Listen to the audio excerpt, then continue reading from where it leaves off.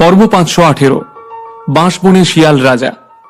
এবার এটাকে অলৌকিক বলা হোক বা নীলের সৌভাগ্য, বাঁশবনে শিয়াল রাজার মতন নীল এক পা করে নিজের পরিকল্পনা বাস্তবায়িত করার পথে এগিয়ে যাচ্ছিল, আর ভগবান প্রতি পদে তাকে সাহায্য করে চলেছিলেন। এতক্ষণ গল্প সেভাবেই এগোচ্ছিল যেভাবে নীল সেটাকে এগিয়ে নিয়ে যেতে চাইছিল। তবে তার এই যাত্রাপথ মোটেই সহজ ছিল না, কিন্তু নীল নিজের মনের আশাকে মরতে দেয়নি। আগুন নিয়ে খেলতে যখন হবেই তখন আর হাত পোড়ানোর ভয় করে কি লাভ।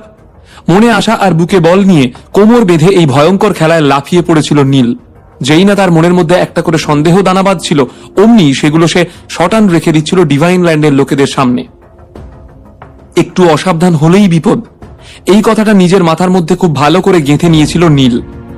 আপনার চিন্তা করার কোনো দরকার নেই নীল, এখান থেকে বেরোনোর পর আমি এ বিষয়ে আমার বাবার সাথে কথা বলবো। বাবাকে বোঝাবো যে আমি ব্ল্যাক ফাউন্ডেশনের বিরোধিতা করার সিদ্ধান্ত নিয়ে ফেলেছি, আর তারপর আমি সবাইকে জানিয়ে দেব যে আমাকে আমার বাড়ি থেকে বের করে দেওয়া হয়েছে। এরপর ব্ল্যাক ফাউন্ডেশন আমার সাথে যতই শত্রুতার চেষ্টা করুক না কেন, আমার বাড়ির লোকের কোনো ক্ষতি ওরা করতে পারবে না। ভীমটুডুর মাথা বেশ ভালোই কাজ করতে শুরু করেছিল। 2 মিনিটের মধ্যেই সমস্যার সমাধান খুঁজে বের করেছিল সে। আমরা সবাইও সেটাই করব, হাসি মুখে শপথ গ্রহণ করলো গুটি, মোল্লার আর তাদের সঙ্গীরা। আর দ্বিতীয় সমস্যাটা হলো, এই যুদ্ধ কিন্তু এখনো শেষ হয়নি। আমরা এখান থেকে বেরোবো কি করে? এই গোটা দ্বীপটাই তো ব্ল্যাক ফাউন্ডেশনের রাজত্ব। একটু গম্ভীর মুখে এই কথাটা বলল নীল। এর উত্তর তো খুবই সহজ। হঠাৎ মল্লারের মনে হলো তার বুদ্ধিটা খুলতে শুরু করেছে। সাথে সাথে সে নিজের জায়গা ছেড়ে উঠে দাঁড়িয়ে প্রচন্ড আত্মবিশ্বাসের সাথে বলল, হয়তো আপনি জানেন না নীল, কিন্তু ডিভাইন ল্যান্ড থেকে যারা এই যুদ্ধে অংশগ্রহণ করেছে, আমাদের আর্মি চিফ তাদের প্রত্যেকের জন্যই নিরাপদে এখান থেকে বেরোনোর একটা রাস্তার ব্যবস্থা রেখেছেন। আচ্ছা, তাই নাকি? মল্লারের পেট থেকে কথা বের করার জন্য বলল নীল। নীলের মুখ থেকে এই কথা শোনা মাত্র মল্লার আর ডিভাইন ল্যান্ডের বাকিরা নিজেদের পকেট থেকে একটা করে টোকেন বের করে আনলো। প্রত্যেকেরটাই অবিকল একরকম দেখতে, অনেকটা এটিএম কার্ডের মতন। এই কার্ডগুলো দিয়ে তারা বাইরে যাবে কি করে সেটা বুঝতে না পারলেও নীলের মাথায় কার্ডগুলোর একটা ছবি বসে গেল। এই দ্বীপ থেকে বেরোনোর জন্য কি মাটির তলায় কোনো গুপ্ত রাস্তা আছে? এই কার্ডগুলোর কাজ কি? কোনো মেশিনও তো দেখতে পাচ্ছি না। মনে মনে ভাবল নীল, এমনিতে এখান থেকে বেরোনোর রাস্তা কোথায় সেটা আমি বলতে পারবো না, কিন্তু আমাদের আর্মি চিফ বলেছিলেন যে যখন খুব প্রয়োজন পড়বে তখন যেন আমরা এই কার্ডগুলোকে ভেঙে ফেলি, আর ঠিক তারপরেই আমরা এখান থেকে বেরোতে পারবো। মল্লার যতটুকু যা জানতো সবটাই খুলে বলল নীলকে। আচ্ছা, তার মানে এখান থেকে বাইরে বেরোনোর জন্য কোনো গুপ্ত পদ্ধতি রয়েছে, যেটা শুধুমাত্র এই কার্ডটা ভাঙলেই খুঁজে পাওয়া যাবে। ইন্টারেস্টিং। মনে হচ্ছে এই যুদ্ধে এমন আরো অনেক কিছুই দেখতে পাবো যেসব বিষয় আমার জানা নেই। মৃদু হেসে বলল নীল। যদিও নীলকে দেখে প্রচন্ড শান্ত বলে মনে হচ্ছিল, কিন্তু কুণাল আর তার বাকি 3 সঙ্গী পুরোপুরি হতভম্ব হয়ে গিয়েছিল। ব্ল্যাক ফাউন্ডেশন নিজেদের লোকেদের অক্ষত অবস্থায় বেঁচে ফেরার সমস্ত ব্যবস্থাই করে রেখেছে, কিন্তু প্রোফাউন্ড রিয়েলমের তরফ থেকে তো এমন কোনো ব্যবস্থাই নেই। নীল যদি ডিভাইন ল্যান্ডের লোকেদের সাথে বন্ধুত্ব না করত, তাদেরকে নিজেদের বশে না আনতো, তাহলে তো তারা জানতেই পারতো না যে এখান থেকে বেরোনোর আরো একটা রাস্তাও আছে। কথাটা ভেবেই গায়ে কাঁটা দিয়ে উঠল কুণাল আর তার বাকি 3 সাথীর। ঠিক সেই সময় গুটি নিজের তলোয়ারটা উঁচিয়ে বেশ চাপা গলায় বলল, সবাই মন দিয়ে শোনো, কেউ একজন আসছে মনে হয়। গুটির কথা শুনে সবার কান খাড়া হয়ে গেল, আর সবাই একসাথে ঘুরে তাকালো জঙ্গলের দিকে। সত্যি তো, কাদের যেন একটা পায়ের আওয়াজ পাওয়া যাচ্ছে। হঠাৎ করে বেশ কয়েকজন লোক ঝোপের আড়াল থেকে বেরিয়ে এলো। তাদেরকে পথ দেখিয়ে নিয়ে আসছিল অপূর্ব ধারা। সাধারণত অপূর্ব ধারা সবসময় বেশ উত্তেজিত হয়েই থাকে, কিন্তু এই সময় তার মধ্যে সেরকম কিছুই লক্ষ্য করা গেল না। তার জামা কাপড় ছিঁড়ে গিয়েছিল, আর সারা শরীরে ক্ষত, চোখে মুখে রক্ত লেগে রয়েছে, আর চুলগুলো যেন এলোমেলো। এক কথায় বলতে গেলে সম্পূর্ণ বিধ্বস্ত দেখাচ্ছিল তাকে। ধারা পরিবারের কয়েকজন লোক ঠিক তার পেছনেই দাঁড়িয়েছিল, আর তাদের অবস্থাও প্রায় সেই রকমই। প্রত্যেকের শরীরেই যথেষ্ট চোট লেগেছে। অপূর্ব ধারা বারবার পেছনে ফিরে কি যেন একটা দেখার চেষ্টা করছিল। তার চোখে মুখে ভয়ের ছাপ স্পষ্ট। তুমি এখানে দাঁড়িয়ে দাঁড়িয়ে কি দেখছো নীল? ডিভাইন ল্যান্ডের বেশ কিছু যোদ্ধা আমাদের তাড়া করেছে। তাড়াতাড়ি এদিকে এসো আর ওদের আটকানোর ব্যবস্থা করো, চিৎকার করে আদেশ করলো অপূর্ব ধারা। আরে, এ তো অপূর্ব ধারা, তাই না? হঠাৎ করে ওর অবস্থা এরকম হয়ে গেল কি করে? শেষবার যখন ওকে দেখেছিলাম তখন তো একদম ঠিকঠাকই ছিল, তাহলে এখন হঠাৎ কি হলো? অপূর্বর কথায় বিন্দু মাত্র পাত্তা না দিয়ে তাকে একটু খোঁচা মেরেই কথাটা বলল নীল। অপূর্ব অবশ্য নীলের কথার কোনো জবাব দিল না। সে যখন দেখলো ডিভাইন ল্যান্ডের লোকেরা ঠিক নীলের পেছনেই দাঁড়িয়ে রয়েছে, তখন তার চোখ গিয়ে আটকালো সেদিকেই। হে ভগবান, এ আমি কি দেখছি? নিজের তলোয়ারখানা নীলের দিকে উঁচিয়ে ধরে অপূর্ব বলল, তোমরা কি সবাই ব্ল্যাক ফাউন্ডেশনের কাছে বিক্রি হয়ে গেলে নাকি? আমাদের লোকেদের ঠিকানা তোমরা ওদের কাছে ফাঁস করে দিয়েছো। আমাদের বাকি লোকেরা কোথায়? ওদের সাথে কি ষড়যন্ত্র করছো তোমরা? আরে তুমি কি পাগল টাগল হয়ে গেলে নাকি অপূর্ব? মুকেশ নগর কাউকে চটাতে চাইছিল না। আমরা তো তোমাকে একবারও জিজ্ঞেস করিনি যে তোমার সাথে কি হয়েছে, আর শুধু তোমার সাথেই কেন হয়েছে। যুদ্ধের শুরুর সময় থেকেই তো তুমি কত কি পরিকল্পনা করছিলে। কই, যুদ্ধের সময় তো তোমায় কোথাও দেখলাম না। কি পরিকল্পনা করলে তাও তো জানতে পারলাম না। শয়তানের দল, তোমরা সব এক একটা বিশ্বাসঘাতক। তারপরেও তোমরা আমাকে প্রশ্ন করার সাহস করো কি করে? তোমরা যদি আমাদের ঠিকানা শত্রুদেরকে বলে দিয়ে না থাকো, তাহলে ডিভাইন ল্যান্ডের লোকেরা আমাদের অবস্থান সম্পর্কে জানলো কি করে? আমাদের গুপ্ত আড্ডার কথা ওরা টের পেল কি করে? এই সময় অপূর্ব এত রেগে গিয়েছিল যে তার হাতে ধরা তলোয়ারটা থরথর করে কাঁপতে শুরু করেছিল।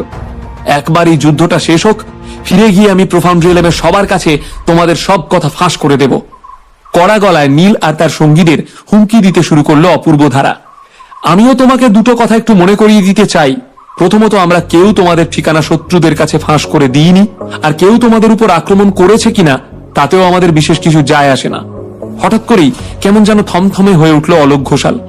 আর দ্বিতীয়ত, আমাদের মধ্যে থেকে কেউই তোমার সাথে প্রতারণা করেনি। শুধু শুধু ফালতু কথা বলার কোনো প্রয়োজন নেই, নাহলে বেকার তোমার সাথে হাতাহাতি হয়ে যাবে। অপূর্ব ধারা এই কথার কোনো জবাব দেওয়ার আগেই হঠাৎ জঙ্গলের দিক থেকে চারজন লোক হাওয়ার বুক চিরে ডিগবাজি দিয়ে মাটিতে এসে পড়ল। তাদের শরীর থেকে ভয়ঙ্কর শক্তিশালী আভা বেরোতে লাগলো, আর সেই আভার অস্তিত্ব টের পেয়ে একেবারে হতবাক হয়ে গেল সবাই। নীল আর কুণালের মুখের ভাব সম্পূর্ণ বদলে গিয়েছিল। সেই চারজনকে দেখে তাদের দুজনের মনে একটাই কথা এলো, এত ক্ষমতা! গুটি, মল্লার আর বাকি সকলেই নিজের নিজের হাতিয়ার বের করে ফেলেছিল, যেন তাদের সামনে বিরাট কোনো শত্রু দাঁড়িয়ে রয়েছে। ওদিকে সেই সময় কলকাতার মালিক গ্রুপ অফ ইন্ডাস্ট্রিজ এর অফিসে মুখোমুখি বসেছিল পৃথা আর অফিসার অবন্তিকা। পল্লব জানালার কাছে দাঁড়িয়ে সিগারেট টানছিল। যেহেতু ঘরে দুজন মহিলা রয়েছে, তাই পল্লব নিজের জায়গাটা ছেড়ে দিয়েছিল, আর এখনো পর্যন্ত সে একটাও কথা বলেনি। মিস পৃথা, আপনি কলকাতার নামকরা মহিলা ব্যবসায়ী। আমি জানি যে যা কিছু ঘটেছে তাতে আপনার কোনো হাত নেই, কিন্তু একটা রুটিন এনকোয়ারি তো আমাদেরকে করতেই হয়। তাই আমি শুধু আপনাকে জিজ্ঞাসাবাদ করতে এসেছি, নীল কোথায়? সোজা সাপটা প্রশ্ন করলো অফিসার অবন্তিকা। নীল এই মুহূর্তে কোথায় তার কোনো খবর আমার কাছে নেই, কিন্তু আমি কি জানতে পারি ওর সাথে আপনার প্রয়োজনটা ঠিক কি? পেশাদার ব্যবসায়ীর মতোই পাল্টা জবাব দিল পৃথা। মিস মল্লিক, তাহলে আপনার সাথে একটু খোলাখুলি কথা বলি। আপনি তো জানেনই যে এই শহরে কি কি ঘটে চলেছে। এবার নীল নিজের সমস্ত সীমা পার করে গিয়েছে। পুলিশের উপরেও যথেষ্ট প্রেশার রয়েছে। আমি আশা করব যে আপনি আমার কাজে আমাকে সহযোগিতা করবেন। কথাটা বলার সময় অবন্তিকার চোয়াল শক্ত হয়ে উঠল, কিন্তু পৃথা কিছু বলার আগেই হঠাৎ করে মাঝপথে ঢুকে পড়ল পল্লব। নীল নিজে তো একজন যোদ্ধা, আর একটা এম্পায়ারের সঙ্গে ওর সম্পর্কও রয়েছে। কাজেই ইস্পাত নীতি অনুযায়ী পুলিশ তো ওর সম্পর্কে কাউকে কোনো জিজ্ঞাসাবাদ করতে পারে না। আপনি যদি নীলের ব্যাপারে কাউকে কিছু জিজ্ঞেস করতে চান বা ওর সাথে আপনার কোনো প্রয়োজন থেকে থাকে, তাহলে আগে ক্যাপিটাল এম্পায়ারের কাছ থেকে পারমিশন নিতে হবে। আপনার নাম কি পৃথা মল্লিক? একটু বিরক্ত হয়েই বলল অবন্তিকা। অফিসে ঢোকার সময় অবন্তিকা পল্লবকে দেখেছিল। সে ভেবেছিল যে লোকটা হয়তো পৃথার কোনো বডিগার্ড হবে, তাই সে পল্লবকে খুব একটা পাত্তা দেয়নি। কিন্তু লোকটা সাহস আছে বলতে হবে, পৃথার কথার মাঝখানেই কথা বলেছিল সে। তাই দেখে যেন একটু বেশি অবাক হয়ে গিয়েছিল অবন্তিকা। আমি কে? এই প্রশ্নটা ততটা জরুরি নয়, কিন্তু আমি আপনাকে একটা কথা বলতে চাই, নীলকে তো আপনারা আটকে রাখতে পারবেন না। কলকাতা পুলিশের অত ক্ষমতা নেই। নিজের দুটো হাত পকেটে পুরে অবন্তিকার দিকে তাচ্ছিল্য ভরে তাকিয়ে বলে উঠল পল্লব, নীল এই কলকাতা শহরের নাগরিক, আর পুলিশের ওকে আটকানোর বা কোনো প্রয়োজন পড়লে ওর গায়ে হাত তোলারও পূর্ণ অধিকার রয়েছে। পুলিশকে তার ডিউটি শেখাতে আসবেন না দয়া করে। যে কোনো এম্পায়ার শহরের আইন কানুনের ঊর্ধ্বে নয়। এতগুলো দিন ধরে ও কিছুতেই সামনে আসছে না। আগে ওকে বলুন যে সামনে এসে যেন নিজের দোষ স্বীকার করে। নিজে থেকে সামনে না আসলে আমাকে বাধ্য হয়ে ওপর মহলের সঙ্গে কথা বলে ওর এগেনস্টে ওয়ারেন্ট ইস্যু করতে হবে। তারপর ও পাতালে গিয়ে লুকোলেও পুলিশ নিজের কাজ ঠিকই করবে। ওয়ারেন্ট ইস্যু হয়ে গেলে পুলিশ ওর সমস্ত সম্পত্তি সিজ করে নেবে। অবন্তিকার মুখের ভাব সম্পূর্ণ বদলে গিয়েছিল। আর হ্যাঁ, আপনার কিছু জানা থাকলে ভালোই ভালোই বলে দিন, না হলে পুলিশের কাজে বাধা দেওয়ার অপরাধে আপনাকে জেলে ভরার সম্পূর্ণ অধিকার আমার রয়েছে। তাই আমাদের কাজে সহযোগিতা করলে সেটা আপনার আর আমার দুজনের জন্যই ভালো। অবন্তিকার মুখ থেকে এই কথা বের হওয়া মাত্রই ঘরের পরিবেশটা কেমন যেন শীতল হয়ে এলো। পৃথা এই কথাগুলো শুনে পুরোপুরি হতবাক হয়ে গিয়েছিল। সত্যি তো কেউ জানে না যে নীল এখন কোথায়। এই মুহূর্তে যদি তার এগেনস্টে ওয়ারেন্ট ইস্যু হয়ে যায় আর তার সমস্ত সম্পত্তি পুলিশ বাজেয়াপ্ত করে নেয়, তাহলে তো তার থেকে খারাপ আর কিছুই হতে পারে না। আমার মনে হয় না যে আপনার হাতে এত ক্ষমতা রয়েছে যার জোরে আপনি এত চেঁচামেচি করছেন। Let me introduce myself. আমি সম্রাট অশোকের সাম্রাজ্য থেকে এসেছি, আর প্রোফাউন্ড রিয়েলমের একজন সদস্যও বটে। ভাবলেশহীন মুখে অবন্তিকার দিকে তাকিয়ে বলে উঠল পল্লব। আর হ্যাঁ, নীল নিজেও সম্রাট অশোকের সাম্রাজ্যের সদস্য, আর সেই সাথে অন্যান্য শক্তিশালী সাম্রাজ্যের সঙ্গে ওর নিয়মিত ওঠা বসা রয়েছে। কাজে ওর গায়ে হাত দেওয়ার আগে 1000বার ভাববেন। কি বুঝলেন? আর তারপরেও যদি আপনার মনে হয় যে আপনার ক্ষমতা রয়েছে, তাহলে যান, গিয়ে ক্যাপিটাল এম্পায়ারের কাছ থেকে আগে অনুমতি নিয়ে আসুন, তারপর না হয় বাকি কথা বলবো। পল্লবের কথা শুনে রাগে অপমানে অবন্তিকার মুখটা কালো হয়ে গেল। সে তো শুনেছিল যে নীলের সম্পর্ক সম্রাট অশোকের সাম্রাজ্যের সঙ্গে রয়েছে, কিন্তু সে যে অন্যান্য সাম্রাজ্যের ওপর মহলের সঙ্গে নিয়মিত যোগাযোগ রেখে চলেছে এই কথা অবন্তিকা জানতো না। কি করবে এবার অবন্তিকা? নীলের ক্ষমতা শুনে সে কি পিছিয়ে যাবে, নাকি একজন আদর্শবাদী পুলিশ অফিসারের মতোই নিজের দায়িত্ব পালন করবে? দিল্লি গ্রুপ থেকে আবার অবন্তিকাকে নতুন কোনো দায়িত্ব দেওয়া হয়নি তো? অবন্তিকা নীলকে খুঁজে পেলে কি দময়ন্তী তাকে মারার চেষ্টা করবে? নীলের সমস্ত সম্পত্তি কি তবে বাজেয়াপ্ত করবে পুলিশ? কলকাতায় কি নতুন করে কোনো ঝামেলা শুরু হতে চলেছে? নীল এসব জানতে পারলে কি করবে?